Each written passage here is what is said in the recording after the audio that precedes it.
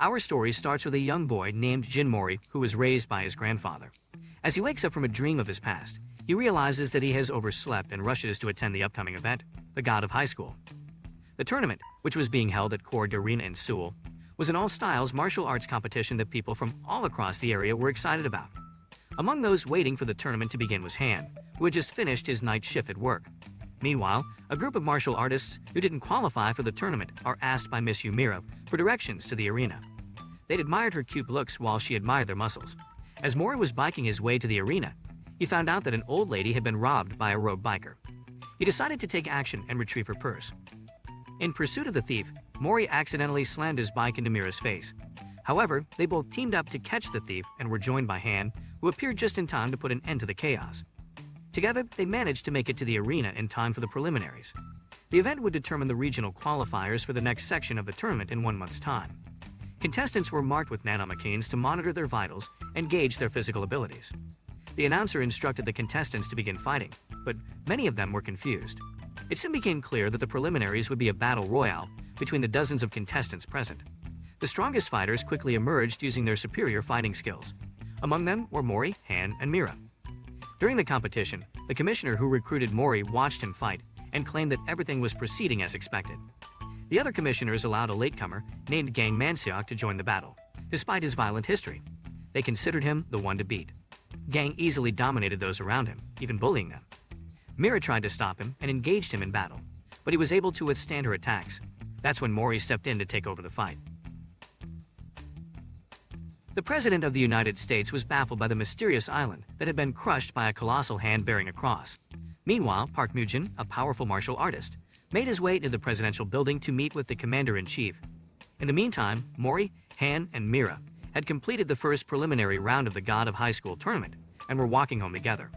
As they strolled, they shared their reasons for entering the competition, and Mori couldn't resist his curiosity about Mira's sword.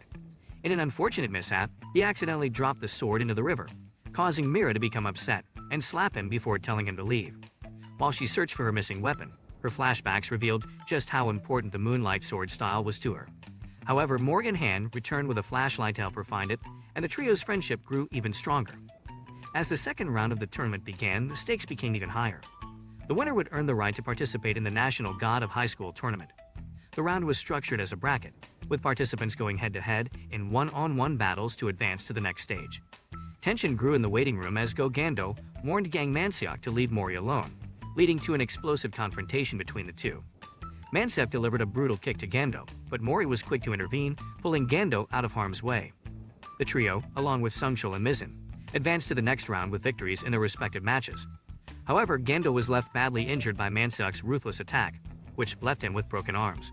In a fit of rage, Mori jumped into the ring to stop Manseok, managing to knock him out of the ring.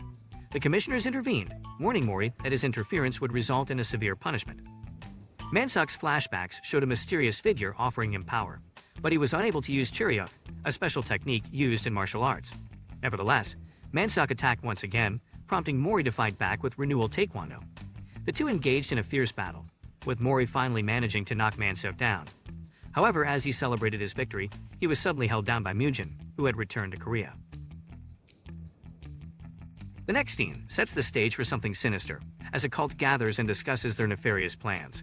They are preparing for a momentous event, which seems to be just around the corner.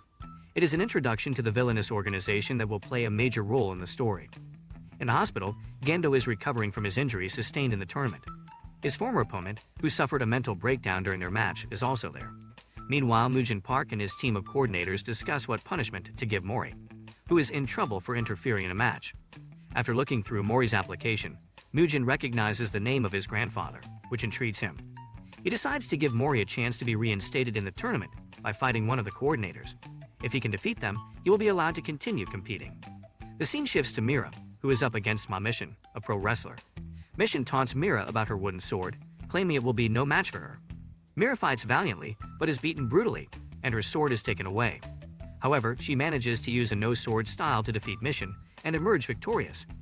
As Mori is leaving the arena, Mujin Park gives him a bag of fruit, urging him to eat it to replenish his energy. But there's something sinister about the gift, as we see a cutscene suggesting that the fruit may have disastrous consequences for normal humans. Mori eats all the fruit and falls to the ground unconscious and bleeding. It's a shocking turn of events. Han's friend, who is hospitalized with an incurable disease. Han is fighting in the tournament to earn money to help cover the medical expenses. We see him consoling his friend, revealing a softer side to his tough exterior. Next, Han faces off against Baek Sunchul, who uses a baseball bat as his weapon of choice. Sunchul is a formidable opponent who memorizes his opponent's fighting patterns and implements them into his own style. Han is overpowered by this technique, but he never gives up. He keeps coming back stronger and eventually wins the match. Finally, it's Mori's turn to fight the coordinator. But Mori has collapsed on the floor, and everyone is waiting for him to join the fight. Suddenly, he appears and easily defeats the coordinator with just one little push. However, something strange happens. A horrific entity emerges from inside the coordinator and tries to kill Mori. Mori is in trouble, but the other coordinators manage to stop it, and Mori is declared the winner. However, Mujin Park has sinister plans for Mori and wants to keep him under his control to achieve his own goals. What will happen next? Let's find out. As the tournament ended for the day, Mira, Mori, and Han walked down the footpath toward their homes. They chatted about the upcoming semifinals, where Mira was set to face Han. Suddenly, a stranger approached them and asked for Mira's hand in marriage. Later, inside Mira's home, she and her little sister were seen picking out a wedding gown from a brochure. Mira had been proposed to by Songjin, the owner of a wealthy sports company and one of the best martial artists in the world. Songjin was fascinated by Mira's abilities and her lineage towards the Moonlight Sword. He promised her that if she married him, he would bring back the Moon Sword style and make it the greatest in the world. However, his sinister manner of speaking left a disturbing image in Mira's mind. Mira had lost her father as a child, and her uncle took responsibility for her. She was the only living heir to the Moon Sword style, and her uncle became a teacher to train people in the art of the Moon Sword style. However, his attempts failed, and that left a lasting impact on Mira's mind.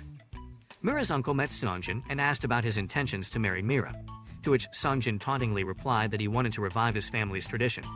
Bad vibes emanated from him and Mori, who was confused about what burger to order, got to know from girls who are talking about the news that Mira was getting married to Songjin.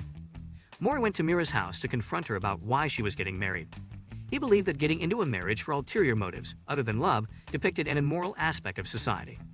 However, his friend Han explained to him that everyone had their perspective on things, and it was better not to get involved in this matter. As Mira wore a wedding dress and was ready for the betrothal ceremony, her uncle recollected certain memories from the past. He had seen her go through some trying times but still put up a strong face. Mira's uncle went to Songjin and asked him to call off the wedding, explaining that Mira was not mature enough to make such a decision yet. However, Mira reassured him that it was all right and that she was happy.